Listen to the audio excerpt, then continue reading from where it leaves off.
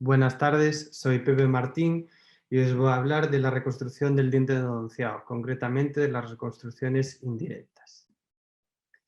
Primero, antes de nada, para hacer un correcto tratamiento y restauración de un diente endodonциado, siempre debemos partir del diagnóstico, evaluar bien los remanentes de nuestro diente y a partir de ahí elegir el tipo de tallado que más nos convenga, qué material vamos a usar y después cementar. Los motivos por los que hacemos reconstrucciones indirectas son por motivos patológicos, estéticos o funcionales. Antes de nada debemos evaluar el estado periodontal, protésico, endodóntico y el diente en cuestión que vamos a tratar y cómo va a influir en el resto de nuestro tratamiento. En los principios del tallado del Siebenburg nos describía que para tener un correcto tallado deberíamos preservar la estructura dentaria al máximo, hacer un tallado que aportara retención y resistencia a nuestro muñón, obtener una buena integridad marginal y tener una buena preservación del periodonto. Estos son conceptos antiguos previos a la era de la adhesión, pero la adhesión ha revolucionado todo esto. Entonces, aquí viene una pregunta, para poder entender mejor cómo la adhesión ha cambiado los conceptos del tallado y la restauración que hacemos hoy en día. Esto es una imagen de disilicato de litio, de las especificaciones del producto, y como podemos ver, Ivoclar nos indica que para una carilla necesitamos un mínimo de 0,6 milímetros de grosor, mientras que para una corona necesitamos 1 milímetro. Para evaluar esto debemos pensar, ¿por qué una corona que recubre más diente y tradicionalmente se cree que tiene una mayor resistencia necesita más grosor de material que una carilla? Pues la respuesta es muy simple. Es porque la carilla debería estar al menos totalmente en esmalte o gran parte de ella, mientras que la corona está en dentina.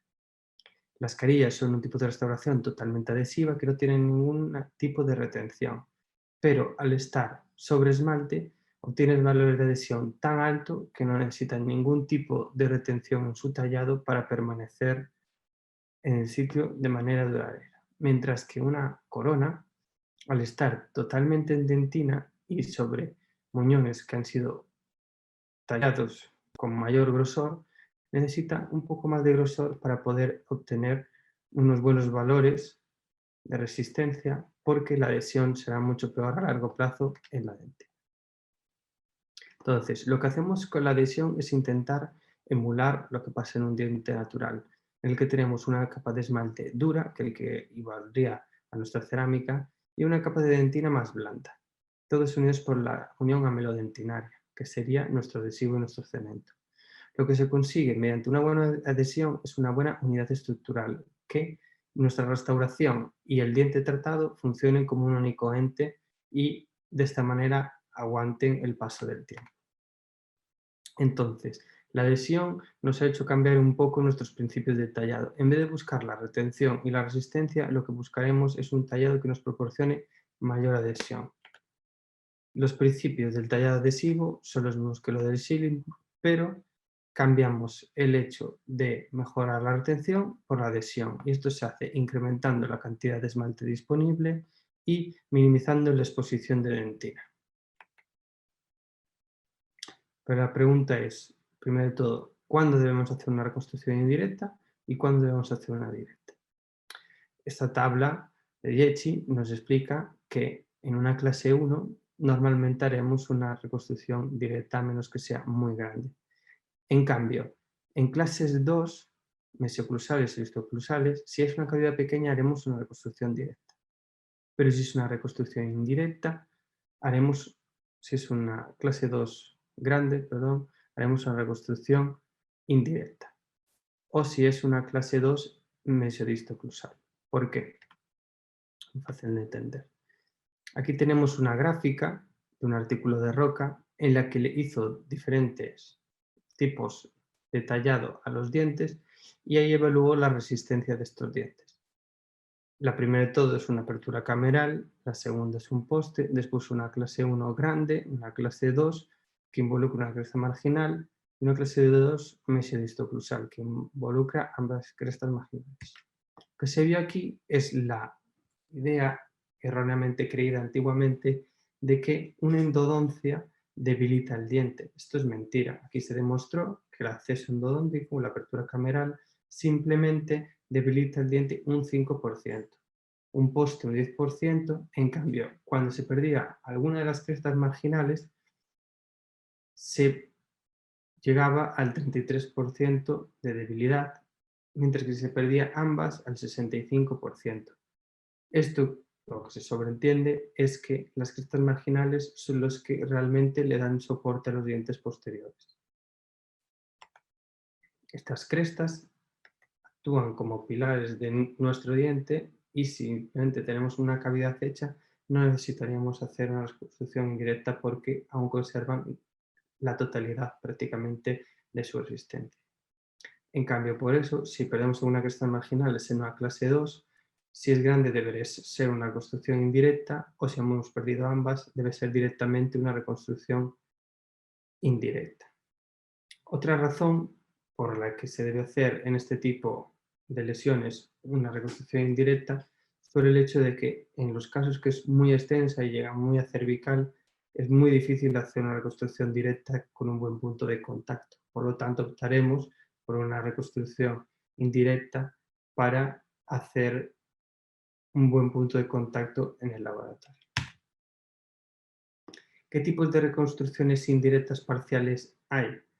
Pues está el inlay, el onlay y el overlay. El inlay es aquella que no involucra ninguna de las cúspides. El onlay, que involucra al menos una cúspide, y el overlay, que involucra la totalidad de las cúspides. ¿Cómo escogemos qué tipo de incrustación vamos a hacer en nuestro diente? ¿Cuántas cúspides vamos a cubrir? Por lo que hay que tener mayormente en cuenta es el grosor remanente de las paredes. Si tenemos un remanente cúspide de al menos 2 milímetros, podemos conservar esa cúspide. Si nuestro remanente es inferior a 2 milímetros, deberíamos involucrar, es decir, cubrir esa cúspide, tallarla. ¿Cómo medimos esto? Pues hay que usar un calibre de cerámica. Siempre hay que ir a medir a la base de la cúspide, porque por la geometría que suelen tener las cavidades hechas por las caries, suelen ser mucho más finas a nivel de la base que a nivel oclusal, donde quedan los picos del esmalte. Entonces debemos medir en la base de la cúspide y ver si esta mide más de 2 milímetros. Como vemos aquí en pantalla, este es un caso en el que una vez hecha la endodoncia, se midieron los remanentes de las cúspides y ahí se valoró qué cúspides íbamos a involucrar en nuestro tallado. En este caso, la cúspide era inferior a 2 milímetros, por lo tanto, debemos incluirla dentro de nuestro tallado. En cambio, las cúspides distales, como conservaban gran parte de su grosor, no se involucraban en el tallado. Como veis aquí, también una vez eliminadas todas las restauraciones antiguas, se valoró los remanentes de las cúspides y ya se decidió cuáles se tallaban y cuáles no, cuáles se restauraban y cuáles eran incluidas dentro del tallado. Otras razones para valorar si vamos a incluir las cúspides o no en nuestro tallado es si el paciente presenta algún tipo de parafunción o patología oclusal. En pacientes bruxistas o con tendencias a desgastes, por las fuerzas de flexión que se hacen en estas cúspides remanentes, sería interesante valorar el riesgo oclusal para ver si incluir todas las cúspides o no. Normalmente en este tipo de pacientes hay que cubrir todas las cúspides para evitar una fractura cuspidia posterior. Y otra razón para cubrirlas son en los premolares, sobre todo los premolares superiores. ¿Por qué? Porque son el diente con más índice de fractura de la boca. Entonces, se ha arriesgado dejar alguna cúspide, sobre todo las palatinas o linguales, expuestas porque son dientes que tienden mucho a la fractura. Entonces, un premolar normalmente se cubren todas las cúspides o incluso se puede hacer una corona. Esto se debe a porque las fuerzas de masticación, la flexión que se genera, sobre todo en los movimientos laterales, hace que se generen unas fuerzas oblicuas y al tener una anatomía más débil que un molar, puedan saltar y hacer una fractura oblicua. Una vez que ya sabemos qué cúspides vamos a incluir y ya las hemos tallado, tenemos que proceder al sellado dentinario inmediato. Como recordáis, lo que hay que hacer en un tallado adhesivo es minimizar la exposición de dentina, y esto se hace mediante el sellado dentinario inmediato, que consiste en poner una capa de adhesivo de alta carga para sellar los túbulos dentinarios y así mejorar la adhesión, porque una dentina fresca es una dentina con mejores valores de adhesión que si la dejamos expuesta al medio oral o con un provisional, esa dentina se esclerotiza, entonces el día que vayamos a cementar nuestra incrustación tendrá peores valores de adhesión. Aparte, en dientes vitales, que no es el caso de la charla, pero también es importante, reduce la sensibilidad. Pascal Magne publicó hace poco un artículo en el que decía que en caso de no usar adhesivos de alta carga, como por ejemplo el Timon FL, habría que usar, aparte del adhesivo, en esta dentina expuesta una pequeña capa de flow para aportar carga al adhesivo, porque si no, con el tiempo, este adhesivo se degrada si no tiene mucha carga. Entonces, en adhesivos universales autogravantes con baja carga, aparte del adhesivo, en la dentina tendremos que poner una pequeña capa de flow, como veis aquí en pantalla. Una vez hecho el sellado dentina inmediato, otra razón por la que se hace es el Deep Margin Elevation. Deep Margin Elevation consiste en elevar la pared de nuestra restauración para que quede, en vez de paragingival o subgingival, a nivel cervical. Esto hace que nos facilitará cualquier parte del tratamiento, ya sea toma de impresión, aislamiento, etcétera, cementado. Una cosa importante que tenemos que hacer es, cuando hagamos el Deep Margin Elevation, valorar que esté a más de 2 milímetros de la cresta ósea, si no, será necesaria una pequeña cirugía preoperatoria para no invadir el espacio biológico. A la vez que hacemos el Deep Margin Elevation, hacemos el build-up, que se basa en el concepto del sellado dentinario inmediato. El build-up simplemente consiste en reconstruir con composite nuestra cavidad previo al tallado para darle una buena geometría y ser más conservadores. Cuando hacemos una incrustación, queremos tener este tipo de paredes, con una pequeña divergencia, rectas. En cambio, lo que nos solemos encontrar son este tipo de cavidades cuando vamos a tallar. Para obtener nuestra preparación, deberíamos recortar esas concavidades y obtener esas paredes rectas, siendo muy agresivos en nuestro tallado. En cambio, si esa misma cavidad la obturamos con composite, la restauramos, obtenemos esa misma geometría, pero sin haber quitado nada de diente. Siempre tener en cuenta al hacer esto el grosor remanente de las paredes que vimos antes, que tiene que ser mayor a 2 milímetros. No sirve ensanchar una cúspide con composite para no incluirla en el tallado, porque esta cúspide estará débil y puede fracturar con el tiempo. Aquí veis la comparativa de lo que se quitaría haciendo un tallado convencional o haciendo el build-up de nuestro tallado. Muy bien, pues ahora pasamos a ver lo que queda de cómo se debe hacer un tallado. Empezaremos por la cara oclusal. La reducción oclusal a mí me gusta hacerle con este tipo de fresa, que cada uno puede usar la que quiera. Primero de todo, hay que pensar qué tipo de material voy a usar en mi incrustación, porque depende del material que yo vaya a usar, tengo que tallar más o menos. En el caso de las cerámicas o los composites reforzados con cerámica, de silicato de litio, debemos tallar 1 o 2 milímetros, mientras que las restauraciones de cerámica feldespática debemos tallar entre 2 y 2,5 milímetros. El silicato de litio se puede llegar a 0,8 si estamos en la prácticamente totalidad en esmalte. Entonces, un error muy común al hacer este tipo de tallados, la reducción oclusal, es realizar un tallado recto de la anatomía. Entonces, lo que hay que hacer es una reducción anatómica. reseguir la anatomía del diente. Porque si nosotros tallamos recto, habrá zonas en las que haya muy poco grosor, sobre todo en los surcos. En cambio, si tallamos siguiendo la anatomía, tendremos un tallado con un espesor homogéneo. En este vídeo podemos ver el corte de una incrustación y cómo con este tallado de manera anatómica tenemos un grosor homogéneo en toda nuestra restauración.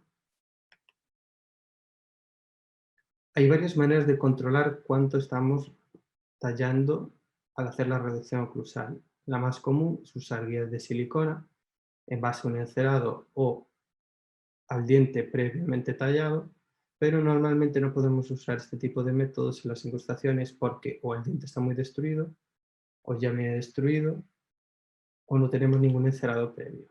Entonces, un truco que se puede hacer es con el mismo calibre de medir las cúspides, calibre cerámica, y con una mordida medir los puntos más finos de la mordida y así obtener el grosor de lo que habíamos sacado.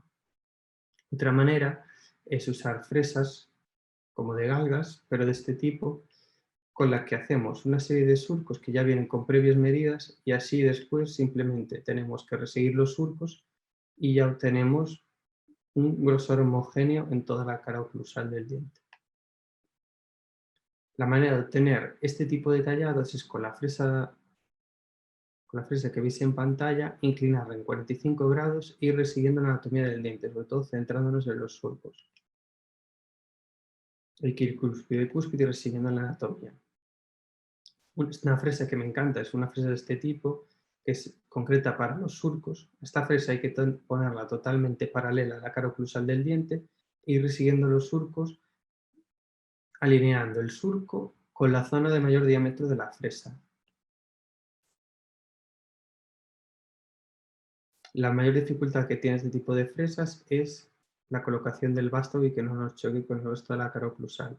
Y este es el tipo de tallado que tenemos que obtener. Lo siguiente será hacer en las cúspides que estén muy destruidas un margen tipo hombro de 1,2 a 1,5 milímetros. Para esto hay que usar una fresa de tallado convencional. También hay que hacer este tipo de tallado en los puntos de contacto. Al abrir los puntos de contacto en una incrustación, estos tienen que ser abiertos totalmente. Por dos razones, para facilitar el diseño anatómico y para reducir el riesgo de caries secundarias. Cuando involucramos un punto de contacto en el tallado de nuestra incrustación, este debe abrirse totalmente, porque si no la emergencia que nos quedará en nuestra restauración será muy mala, será como un champiñón. También tenemos que seguirlo de manera anatómica. Para darle una forma anatómica al diente tenemos que darle espacio a nuestro técnico.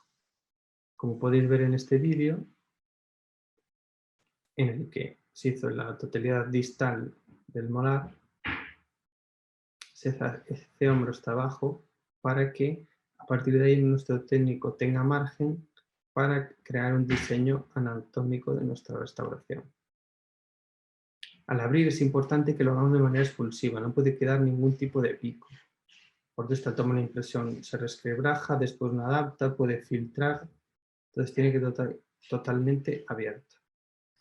Entonces, para hacer la parte del punto de contacto, primero hacemos una caja y una vez tengamos la caja, con una buena amplitud y un buen grosor para nuestro material restaurador, tenemos que unirla con el resto del tallado de la cara oclusal, creando líneas fluidas para que no quede ninguna arista que cargue la cerámica. Esto se hace partiendo por la esquina.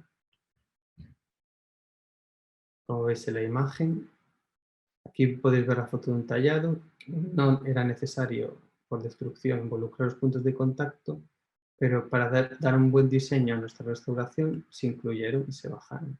Otra razón para hacer este tipo de tallados son las cúspides muy destruidas, como veis en pantalla. Este tipo de cúspides, que ya no queda prácticamente nada, tenemos que buscar el poco esmalte remanente que queda. Para ello haremos este margen en hombro en estas cúspides muy destruidas. Aquí podéis ver un ejemplo de un retratamiento de una obturación, que la parte distal era totalmente composite, entonces no tiene sentido reconstruir y hacer un tallado en bisel sino que haremos este margen en hombro para dar estabilidad a nuestra restauración. En este vídeo podéis ver una cúspide que fue totalmente fracturada y en vez de hacer una corona, optamos por reconstruir con una incrustación para así evitar tallar el resto de las cúspides palatinas. Este es un ejemplo, cuando tenemos una amplia destrucción, simplemente que esté por debajo del ecuador, simplemente tenemos que tallar, hacer este mismo tallado pero por todo el perímetro de la zona dañada y unirlo con la cara interproximal. Podéis ver un lateral de cómo tiene que quedar.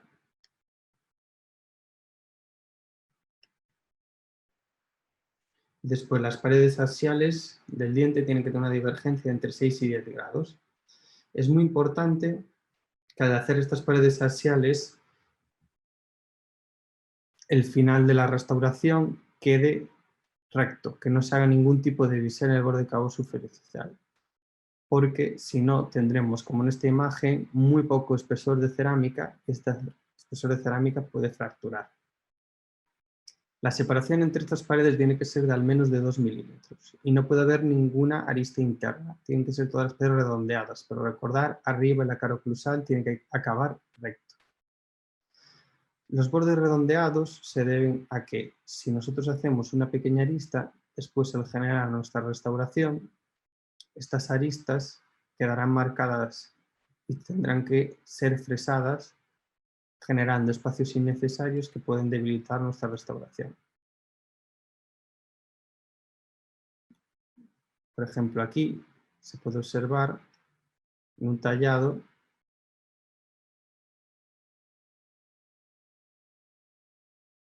como tenemos el espacio necesario, tenemos muy poco espacio donde acaba la incrustación a nivel oclusal, pero porque ahí tiene que acabar justo al ras, pero si os fijáis ahí queda un pequeño puntito marcado en naranja, donde nos avisa de que tenemos que retocar un poco. Este tipo de aristas nos pueden influir en sobrecargar la cerámica y provocar alguna fractura.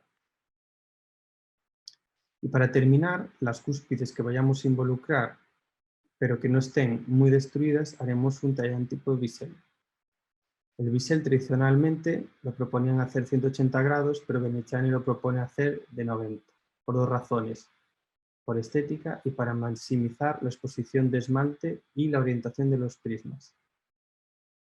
Como veis aquí en esta imagen, al hacer este tipo de tallado, aparte de tener el esmalte que teníamos, hemos encontrado el doble de esmalte, y si recordáis los principios de tallado adhesivo, lo que se trataba era de reducir al mínimo la dentina expuesta y maximizar el esmalte. Y mediante este bisel de las cúspides remanentes conservadas podemos obtener mucho más esmalte disponible.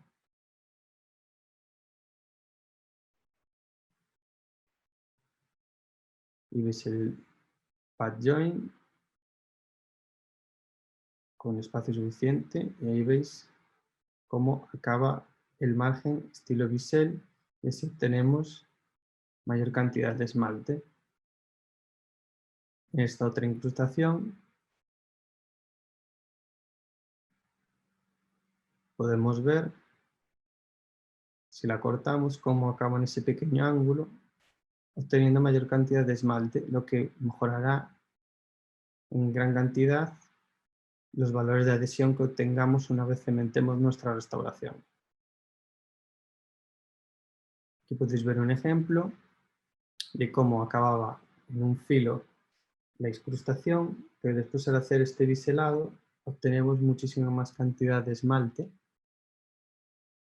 Aquí podéis verlo en una vista frontal. Simplemente tiene que ser redondear sin quitar mucha cantidad, porque queremos preservar el máximo de esmalte posible, pero que nuestra incrustación abarque al máximo posible. Para obtener este tipo de tallados, simplemente se coloca una fresa en un ángulo de 45 grados, grano fino, y vamos resiguiendo todo el contorno de nuestra restauración, obteniendo líneas fluidas.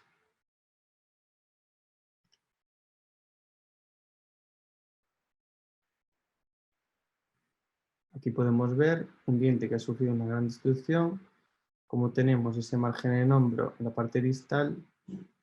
En cambio, en las dos cúspides que quedan remanentes, el poco esmalte que queda, que se puede apreciar en ese escaneado a color, podemos ver cómo se conserva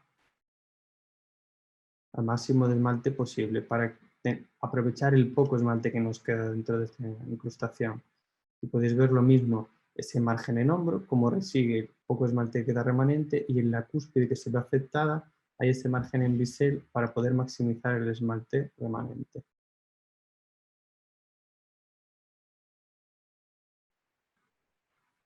Repito, en las cúspides muy afectadas hay que hacer el margen en hombro, y en las cúspides remanentes que estén involucradas en nuestra restauración hay que hacer ese margen en bisel.